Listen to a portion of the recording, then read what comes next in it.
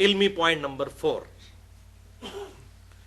اور وہ ہے بھائیو، رچرڈ ڈاؤکنز نے اپنی کتاب دا گاڈ ڈیلوژن میں پوری کتاب کے اندر اس نے رسل کا نام، اسی طریقے سے ایمینول کانٹ کا نام، اسی طریقے سے فرائیڈ کا نام، کارل مارکس کا نام، یہ صرف برکت کے لیے لیا ہے انورٹڈ کاما میں۔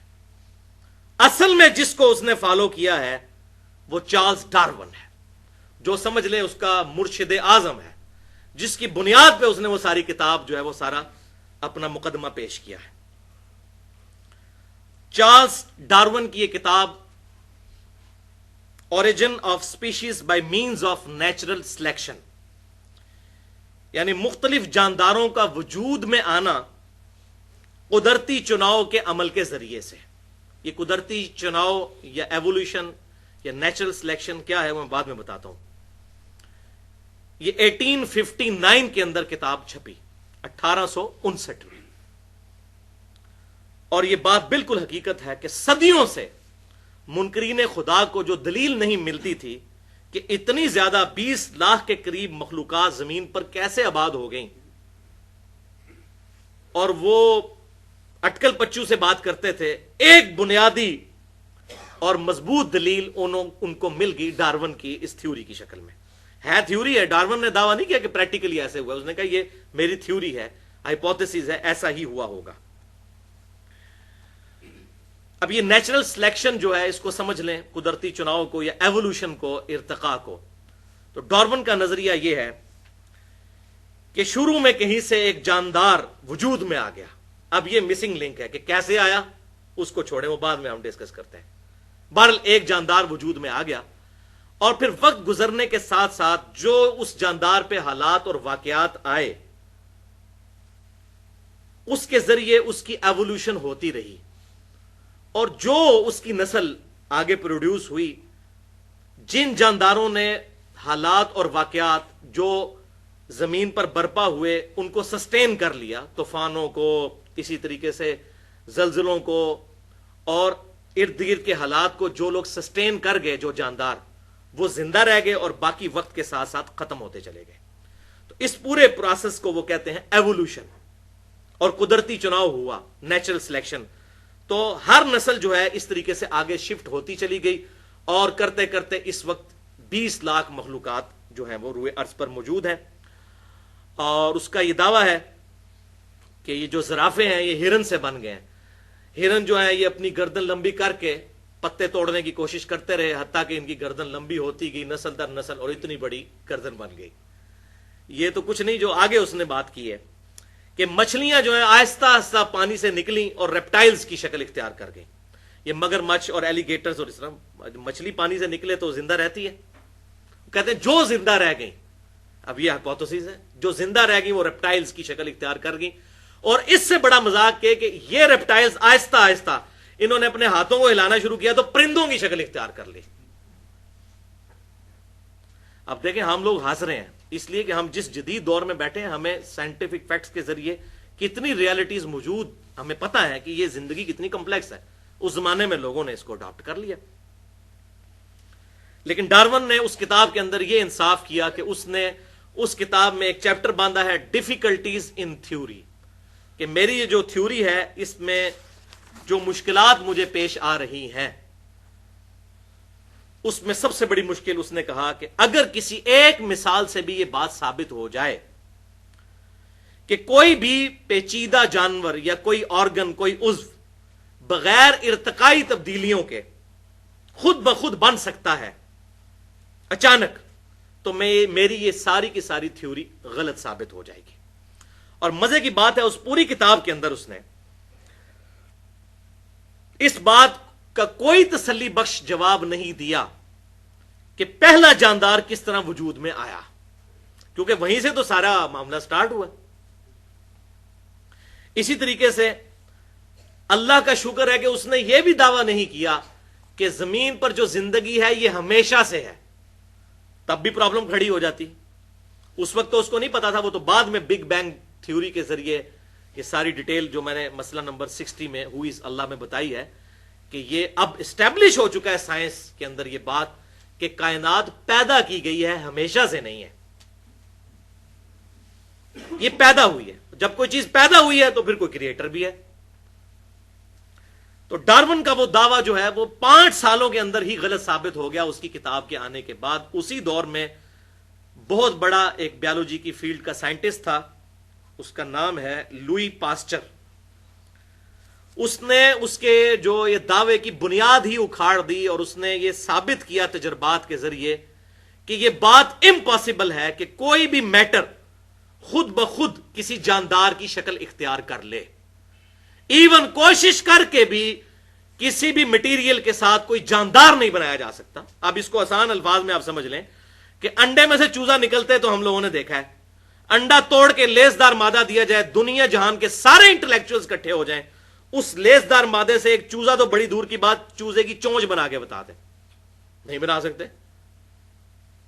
تو جب یہ کام کرنے سے نہیں ہو سکتا تو خود بخود کیسے ہو رہا ہے؟ جو کام کرنے سے نہ ہو وہ خود بخود کیسے ہو سکتا ہے؟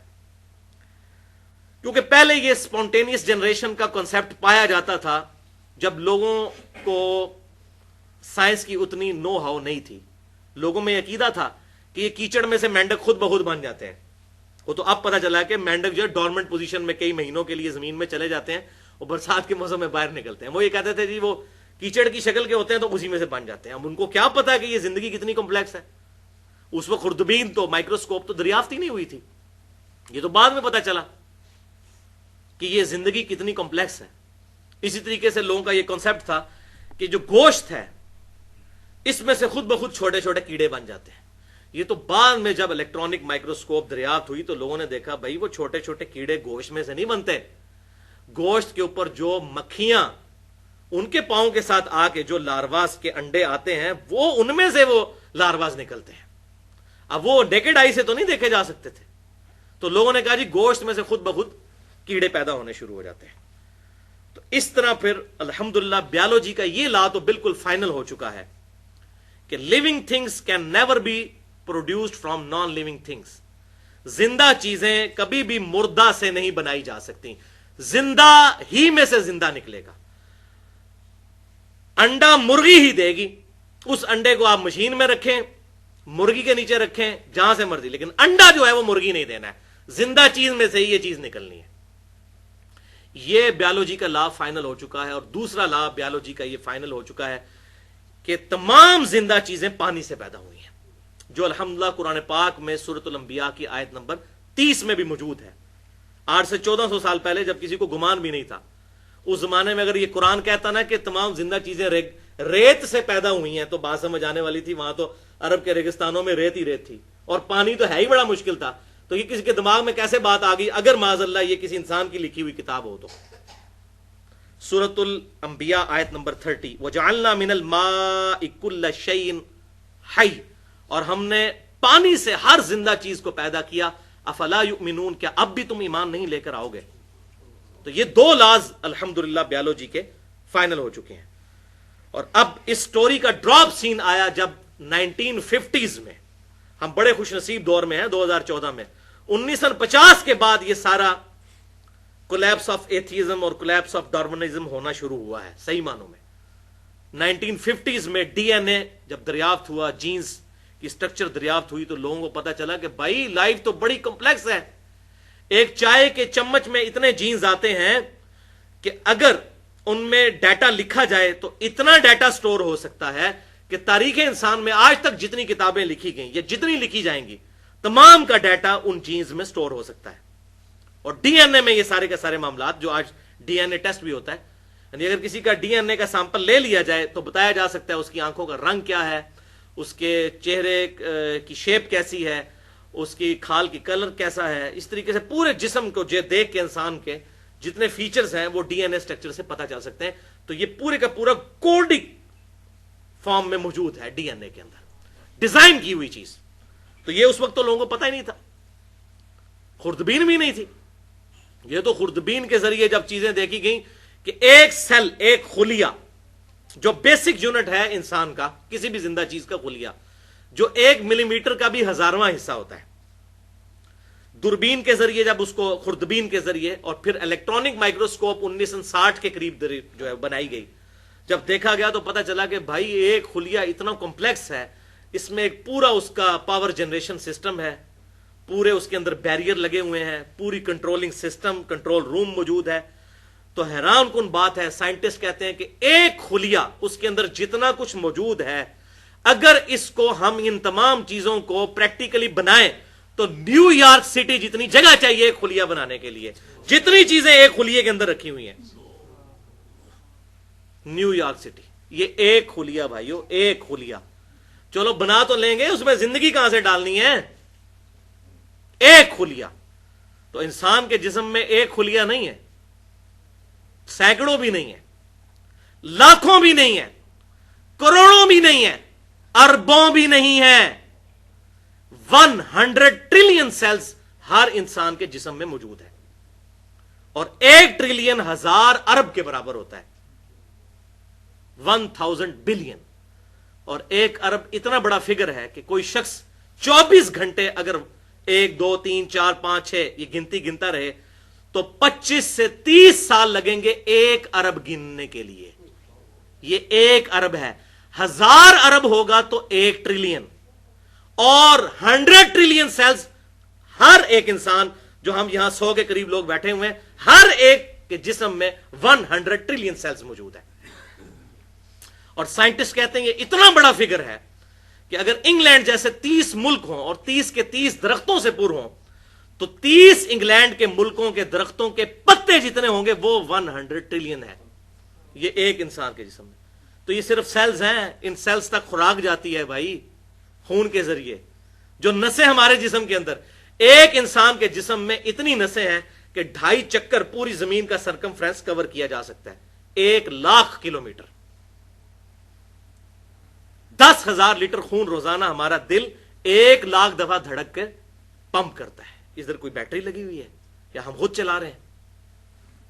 اتنا کمپلیکس فینومین. اب اس پہ میں بولوں تو گھنٹوں چاہیے.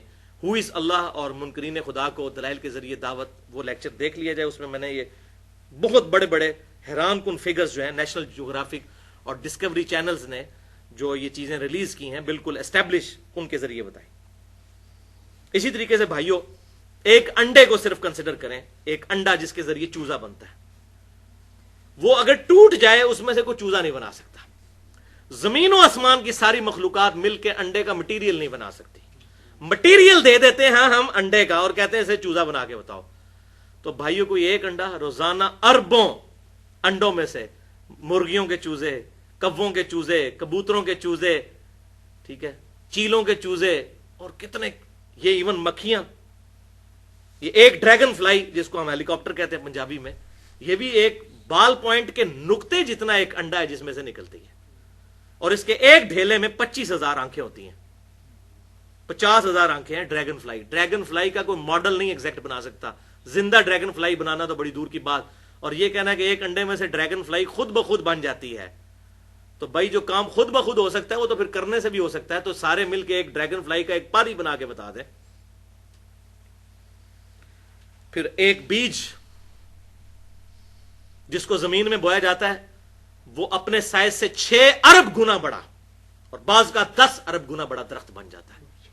زمین سے وہ خوراک، زمین وہاں سے کم بھی نہیں ہوتی، سورج کی روشنی سے اپنی خوراک تیار کرتا ہے. 100 فٹ اونچے درخت، اس سے بھی زیادہ اونچے ہوتے ہیں، اوپر کے پتوں تک بھی پانی زمین سے پہنچتا ہے.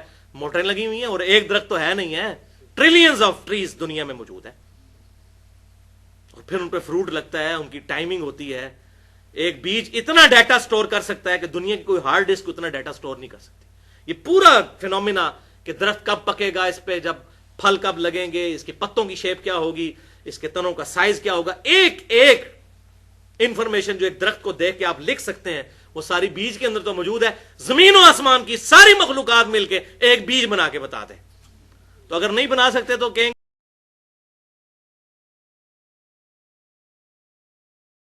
علمی پوائنٹ نمبر 4،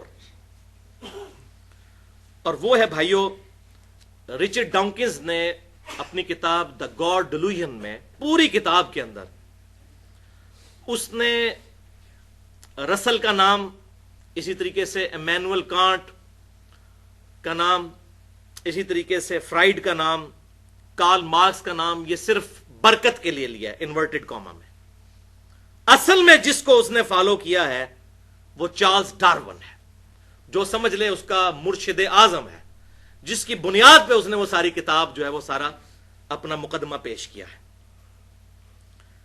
चार्ल्स डार्विन की ये किताब origin of species by means of natural selection, यानी मुख्तलिफ जानदारों का वजूद में आना कुदरती चुनाव के अमल के जरिए से। ये कुदरती चुनाव या एवोल्यूशन या नेचुरल सिलेक्शन क्या है मैं बाद में बताता हूं। ये 1859 के अंदर किताब छपी, 1859 में। और ये बात बिल्कुल हकीकत है कि सदियों से मुनकरीन खुदा को जो दलील नहीं मिलती थी कि इतनी ज्यादा 20 लाख के करीब मखलूकात जमीन पर कैसे आबाद हो गई, और वो अटकल पच्चू से बात करते थे, एक बुनियादी और मजबूत दलील उनको मिल गई डार्विन की इस थ्योरी की शक्ल में। है थ्योरी है, डार्विन ने दावा नहीं किया कि प्रैक्टिकली ऐसे हुआ, उसने कहा ये मेरी थ्योरी है, हाइपोथेसिस है, ऐसा ही हुआ होगा। अब ये नेचुरल सिलेक्शन जो है इसको समझ लें, कुदरती चुनाव को या एवोल्यूशन को, इर्तिका को। तो डार्विन का नजरिया यह है कि शुरू में कहीं से एक जानदार वजूद में आ गया। अब ये मिसिंग लिंक है कि कैसे आया उसको छोड़े, वो बाद में हम डिस्कस करते हैं। बहरहाल एक जानदार वजूद में आ गया, और फिर वक्त गुजरने के साथ साथ जो उस जानदार पे हालात और वाकयात आए उसके जरिए उसकी एवोल्यूशन होती रही, और जो उसकी नस्ल आगे प्रोड्यूस हुई, जिन जानदारों ने हालात और वाकयात जो जमीन पर बरपा हुए उनको सस्टेन कर लिया, तूफानों को, इसी तरीके से जलजलों को, और इर्द गिर्द के हालात को जो लोग सस्टेन कर गए, जो जानदार, वो जिंदा रह गए और बाकी वक्त के साथ साथ खत्म होते चले गए। तो इस पूरे प्रोसेस को वो कहते हैं एवोल्यूशन, और कुदरती चुनाव हुआ, नेचुरल सिलेक्शन। तो हर नस्ल जो है इस तरीके से आगे शिफ्ट होती चली गई, और करते करते इस वक्त 20 लाख मखलूकात जो है वो रूए अर्ज पर मौजूद है। और उसका ये दावा है कि ये जो ज़राफ़े हैं ये हिरन से बन गए हैं। हिरन जो है ये अपनी गर्दन लंबी करके पत्ते तोड़ने की कोशिश करते रहे, हत्ता कि इनकी गर्दन लंबी होती गई नस्ल दर नस्ल, और इतनी बड़ी गर्दन बन गई। ये तो कुछ नहीं, जो आगे उसने बात की है कि मछलियां जो है आहिस्ता आहिस्ता पानी से निकली और रेप्टाइल्स की शक्ल इख्तियार कर गई। ये मगरमच्छ और एलिगेटर्स, और इस तरह मछली पानी से निकले तो जिंदा रहती है। कहते हैं जो जिंदा रह गई, अब ये हाइपोथेसिस है, जो जिंदा रह गई वो रेप्टाइल्स की शक्ल इख्तियार कर गई। और इससे बड़ा मजाक के कि ये रेप्टाइल्स आहिस्ता आहिस्ता इन्होंने अपने हाथों को हिलाना शुरू किया तो परिंदों की शक्ल इख्तियार कर ली। अब देखें, हम लोग हंस रहे हैं इसलिए कि हम जिस जदीद दौर में बैठे हैं, हमें साइंटिफिक फैक्ट्स के जरिए कितनी रियलिटीज मौजूद, हमें पता है कि ये जिंदगी कितनी कॉम्प्लेक्स है। उस जमाने में लोगों ने इसको अडॉप्ट कर लिया, लेकिन डार्विन ने उस किताब के अंदर यह इंसाफ किया कि उसने उस किताब में एक चैप्टर बांधा है डिफिकल्टीज इन थ्योरी, कि मेरी ये जो थ्योरी है इसमें जो मुश्किलात मुझे पेश आ रही हैं, उसमें सबसे बड़ी मुश्किल उसने कहा कि अगर किसी एक मिसाल से भी यह बात साबित हो जाए कि कोई भी पेचीदा जानवर या कोई ऑर्गन, कोई उज़्व बगैर इर्तिकाई तब्दीलियों के खुद ब खुद बन सकता है अचानक, तो मेरी ये सारी की सारी थ्योरी गलत साबित हो जाएगी। और मजे की बात है, उस पूरी किताब के अंदर उसने इस बात का कोई तसल्ली बख्श जवाब नहीं दिया कि पहला जानदार किस तरह वजूद में आया, क्योंकि वहीं से तो सारा मामला स्टार्ट हुआ। इसी तरीके से अल्लाह का शुक्र है कि उसने यह भी दावा नहीं किया कि जमीन पर जो जिंदगी है यह हमेशा से है, तब भी प्रॉब्लम खड़ी हो जाती। उस वक्त तो उसको नहीं पता था, वो तो बाद में बिग बैंग थ्योरी के जरिए ये सारी डिटेल जो मैंने मसला नंबर 60 में हु इज अल्लाह में बताई है कि ये अब एस्टेब्लिश हो चुका है साइंस के अंदर ये बात कि कायनात पैदा की गई है, हमेशा से नहीं है। ये पैदा हुई है, जब कोई चीज पैदा हुई है तो फिर कोई क्रिएटर भी है।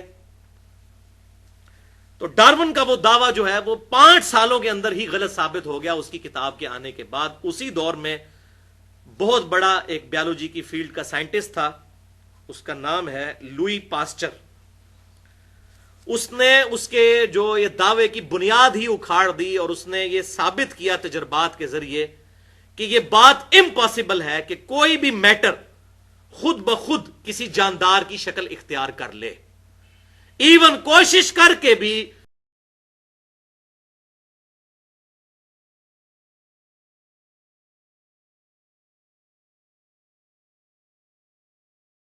علمی پوائنٹ نمبر 4، اور وہ ہے بھائیو، رچرڈ ڈاؤکنز نے اپنی کتاب دا گاڈ ڈیلوژن میں پوری کتاب کے اندر اس نے رسل کا نام، اسی طریقے سے ایمینوئل کانٹ کا نام، اسی طریقے سے فرائیڈ کا نام، کارل مارکس کا نام، یہ صرف برکت کے لیے لیا ہے انورٹڈ کاما میں۔ اصل میں جس کو اس نے فالو کیا ہے وہ چارلز ڈارون ہے، جو سمجھ لیں اس کا مرشد اعظم ہے، جس کی بنیاد پہ اس نے وہ ساری کتاب جو ہے وہ سارا اپنا مقدمہ پیش کیا ہے۔ چارلز ڈارون کی یہ کتاب Origin of Species by Means of Natural Selection, یعنی مختلف جانداروں کا وجود میں آنا قدرتی چناؤ کے عمل کے ذریعے سے۔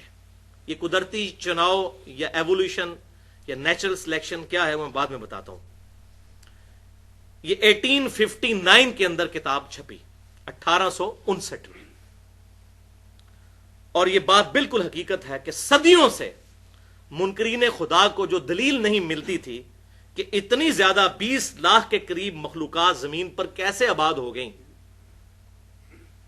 اور وہ اٹکل پچو سے بات کرتے تھے، ایک بنیادی اور مضبوط دلیل ان کو مل گئی ڈارون کی اس تھیوری کی شکل میں۔ ہے تھیوری ہے، ڈارون نے دعویٰ نہیں کیا کہ پریکٹیکلی ایسے ہوا، اس نے کہا یہ میری تھیوری ہے، ہائپوتھیسز ہے، ایسا ہی ہوا ہوگا۔ اب یہ نیچرل سلیکشن جو ہے اس کو سمجھ لیں، قدرتی چناؤ کو یا ایوولوشن کو، ارتقاء کو، تو ڈارون کا نظریہ یہ ہے کہ شروع میں کہیں سے ایک جاندار وجود میں آ گیا۔ اب یہ مسنگ لنک ہے کہ کیسے آیا، اس کو چھوڑیں، وہ بعد میں ہم ڈسکس کرتے ہیں۔ بہرحال ایک جاندار وجود میں آ گیا، اور پھر وقت گزرنے کے ساتھ ساتھ جو اس جاندار پہ حالات اور واقعات آئے،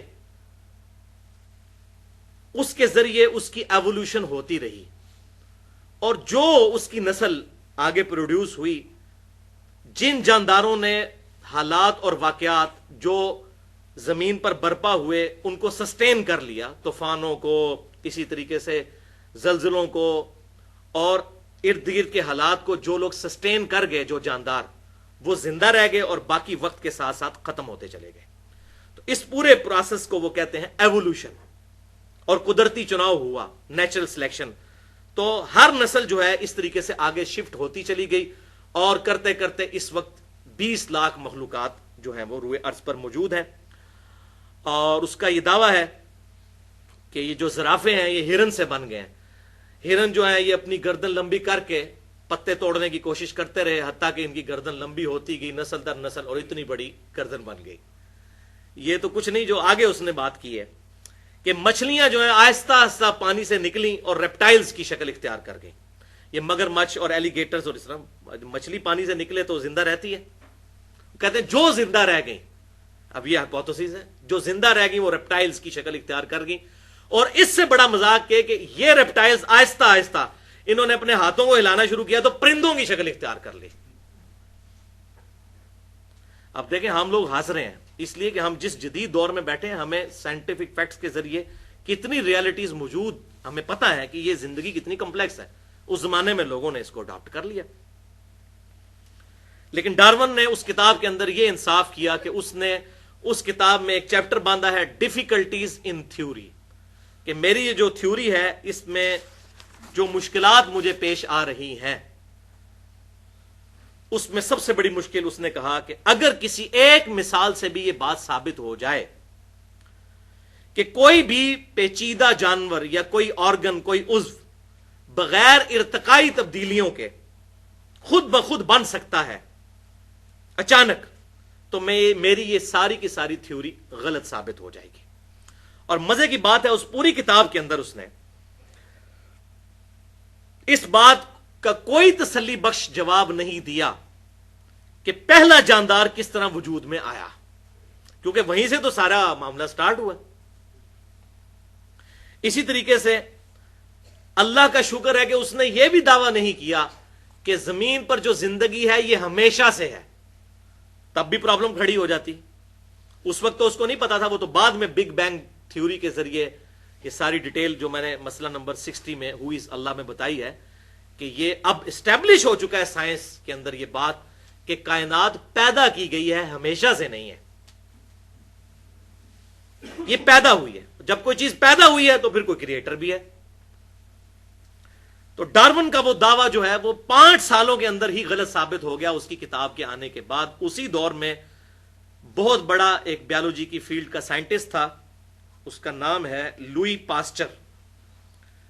اس نے اس کے جو یہ دعوے کی بنیاد ہی اکھاڑ دی اور اس نے یہ ثابت کیا تجربات کے ذریعے کہ یہ بات امپاسبل ہے کہ کوئی بھی میٹر خود بخود کسی جاندار کی شکل اختیار کر لے. ایون کوشش کر کے بھی کسی بھی مٹیریل کے ساتھ کوئی جاندار نہیں بنایا جا سکتا. اب اس کو آسان الفاظ میں آپ سمجھ لیں کہ انڈے میں سے چوزا نکلتے تو ہم لوگوں نے دیکھا ہے.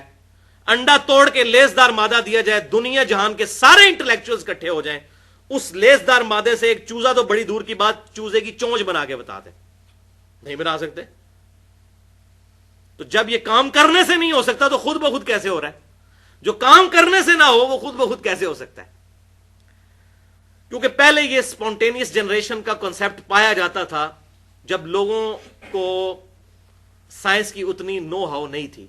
لوگوں میں عقیدہ تھا کہ یہ کیچڑ میں سے مینڈک خود بخود بن جاتے ہیں. وہ تو اب پتا چلا کہ مینڈک جو ہے ڈورمنٹ پوزیشن میں کئی مہینوں کے لیے زمین میں چلے جاتے ہیں اور برسات کے موسم میں باہر نکلتے ہیں. وہ یہ کہتے تھے جی وہ کیچڑ کی شکل کے ہوتے ہیں تو اسی میں سے بن جاتے ہیں. اب ان کو کیا پتا کہ یہ زندگی کتنی کمپلیکس ہے.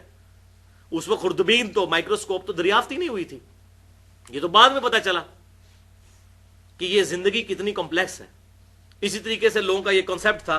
تو بعد میں جب الیکٹران پیٹرک گلن, اس کی کتاب ہے گاڈ دا ایویڈنس, خدا کا ثبوت, 1997 میں چھپی ہے, یعنی کہ کچھ عرصہ پہلے ہی, تقریباً سمجھ لیں آپ 16-17 سال پہلے. اس میں اس نے لکھا کہ گزشتہ چند دہائیوں کی سائنٹیفک ڈسکوریز نے یہ بات ماننے پر لوگوں کو مجبور کر دیا ہے کہ گاڈ ہائپوتھیسز ہی درست تھا. یعنی یہ نظریہ کہ یہ کائنات کسی گاڈ نے بنائی ہے, یہ نظریہ ہی درست ہے.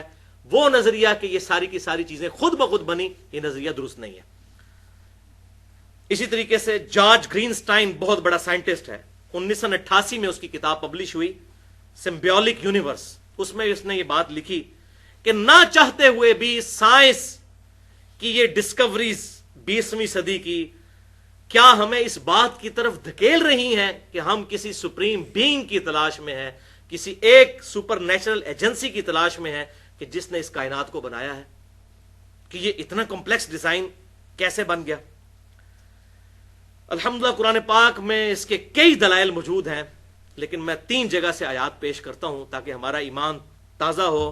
اور اس کتاب نے اب آپ کو یہ سائنٹیفک باتیں سن کے یہ کتاب کی باتیں مزید کھل کے سمجھ آئیں گی. 3 مقامات سے میں نے آیات لی ہیں وجد امیز. پہلا مقام سورہ الطور کی آیت نمبر ہے 35. بسم اللہ الرحمن الرحیم. ام خلقوا من غیر شیء ام هم الخالقون. کیا یہ لوگ بغیر خالق کے پیدا کر دیے گئے یا یہ خود اپنے خالق ہے؟ اللہ اکبر. یعنی اپنے اوپر غور کرتے ہیں, کیا انہوں نے اپنے آپ کو خود پیدا کیا ہے؟ تو خود نہیں پیدا کیا تو پھر کسی نے کیا ہوگا. بغیر کسی کے بنائے بن گئے ہیں یہ. اللہ اکبر. افحسبتم انما خلقناکم عبثا وانکم الینا لا ترجعون. اے انسان, تو نے کیا سمجھا کہ تجھے ہم نے فضول ہی پیدا کر دیا ہے اور تجھے مر کے ہماری طرف نہیں آنا؟ کسی نے بنایا ہے, کسی کے بنانے سے تو بنا ہے. دوسرا مقام سورۃ البقرہ کی آیت نمبر 28 اور 29. کیف تکفرون باللہ. اے انسانوں, کس طرح تم اللہ کا کفر کرو گے, کیسے اللہ کو ڈینائی کر دو گے, اللہ کا انکار کر دو گے.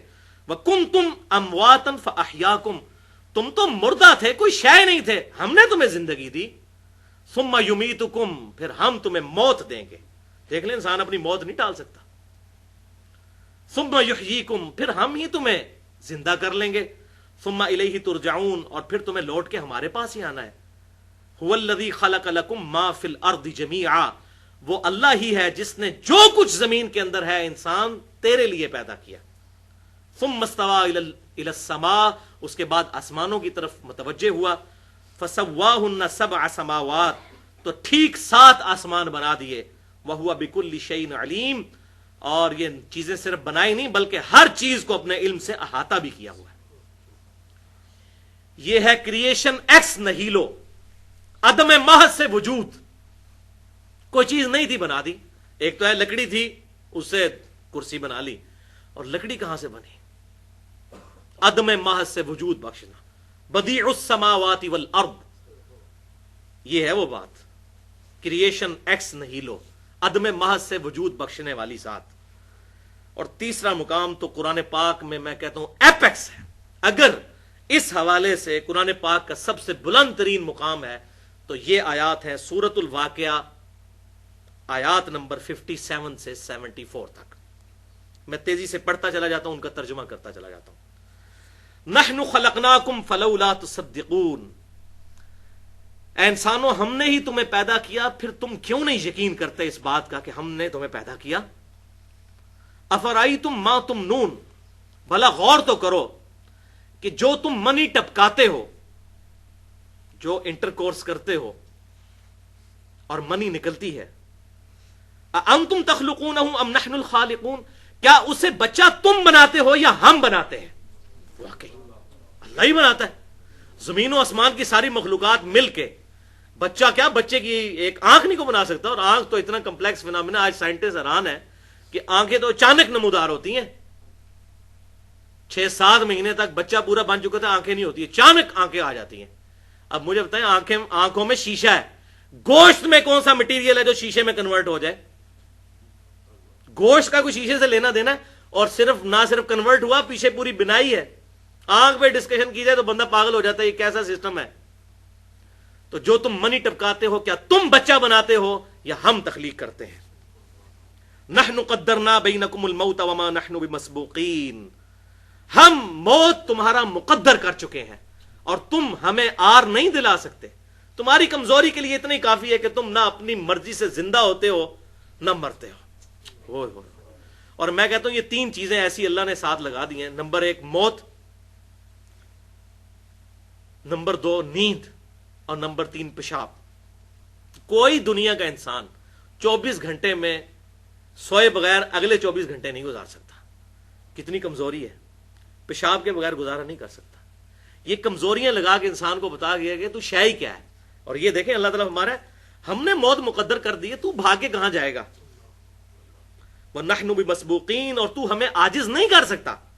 أَلَا أَن نُبَدِّلَ أَمْثَالَكُمْ وَنُنْشِئَكُمْ فِي مَا لَا تَعْلَمُونَ، کہ ہم تجھے کسی ایسی شکل و صورت میں پیدا کر دیں جو تیرے علم میں نہیں. تجھے کتا بنا دیں، تجھے جانور بنا دیں، تیری تو کوئی حیثیت ہی نہیں ہے، ہم نے تجھے بنایا. خنزیر بنا دیتے، کتا بنا دیتے، بلا بنا دیتے. اب بھی چاہیں تو تجھے بدل دیں، کسی اور شکل میں پیدا کر دیں. وَلَقَدْ عَلِمْتُمُ النَّشْأَةَ الْأُولَى، بے شک پہلی دفعہ جو تمہیں ہم نے پیدا کیا ہے اس کا علم تو تمہیں ہو چکا. فَلَوْلَا تَذَكَّرُونَ، تو کیوں نہیں نصیحت حاصل کرتے کہ جو ہم نے تمہیں پہلی دفعہ پیدا کیا تمہارا کوئی اختیار اس میں نہیں ہے، تو اب ہماری مرضی پہ چلو. اللہ افرائیتم ما تحرثون، بھلا بتاؤ تو یہ جو کھیتی بوتے ہو تم زمین کے اندر، بیج بوتے ہو، انتم تزرعونہ ام نحن الزارعون، کیا تم اس کو کھیتی بنا کے باہر نکالتے ہو یا ہم نکالتے ہیں؟ اللہ اکبر. پوری انسانیت تباہ ہو جائے اگر زمین جو ہے اگانا بند کر دے.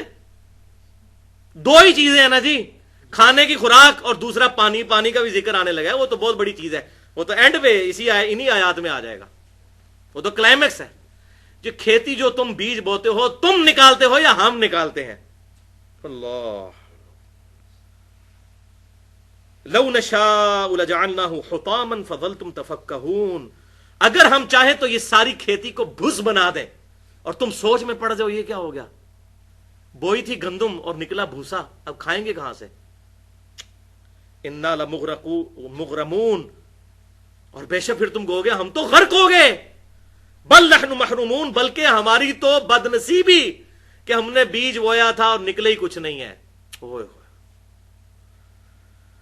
अफरईतुमुल माअ अल्लज़ी तशरबून, भला बताओ तो जो तुम पानी पीते हो, अंतुम अंज़लतुमूहु मिनल मुज़्नी अम नहनुल मुनज़िलून, क्या तुमने इस पानी को ऊपर से उतारा है या हम नाजिल करने वाले हैं। पानी खत्म, अब तो कहते हैं ना अगली जंगें तो होनी पानी के ऊपर है, पानी खत्म हो जाए तो सारे मामलात ही तलपट हो जाए। लौ नशाउ जअलनाहु उजाजन फलौला तशकुरून, अगर हम चाहें तो इस पानी को खारी यानी कड़वा और नमकीन ऐसा कर देंगे तुम्हारे पीने के काबिल भी ना रहे।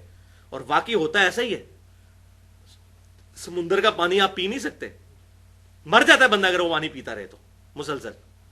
उसमें से एवेपोरेशन होती है, वो पूरा वाटर साइकिल कुरान पाक में कई जगह बयान हुआ है। वहां से एवेपोरेशन से बादल बनते हैं और वो सारा ग्लेशियर्स की फॉर्म में स्टोर होता है, बारिश बरसती है, फिर वहां से ग्लेशियर सूरज की तपिश से पिघलते हैं, जमीन के ऊपर भी दरिया चलते हैं, नीचे भी। ये सारे के सारे मामलात अल्लाह ताला हमारे ये हमने किया हुआ है। अगर सिर्फ पानी तो हो, कड़वा हो, तब भी तुम्हारे किसी काम का नहीं है। अल्लाह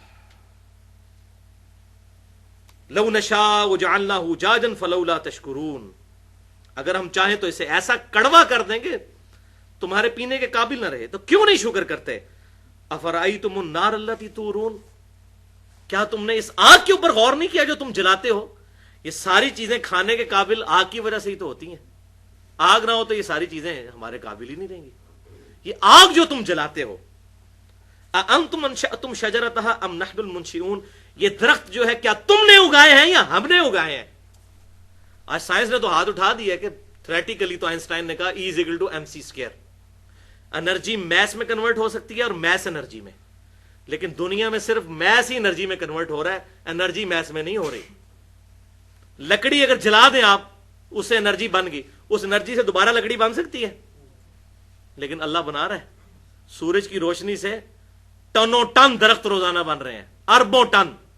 वही रोशनी तो है फोटोसिंथेसिस के जरिए, पौधे अपनी ज़ियाई तालीफ के जरिए अपनी खुराक तैयार करके वो सूरज की रोशनी लकड़ी में कन्वर्ट हो रही है। और ये कह रहे हैं खुद ब खुद हो रहा है, तो खुद ब खुद हो रहा है तो आग से दोबारा जरा लकड़ी बना के बताओ ना। तो ये बात समझ आई, क्या तुमने ये दरख्त उगाया जिसको तुम जलाते हो या हमने उगाया।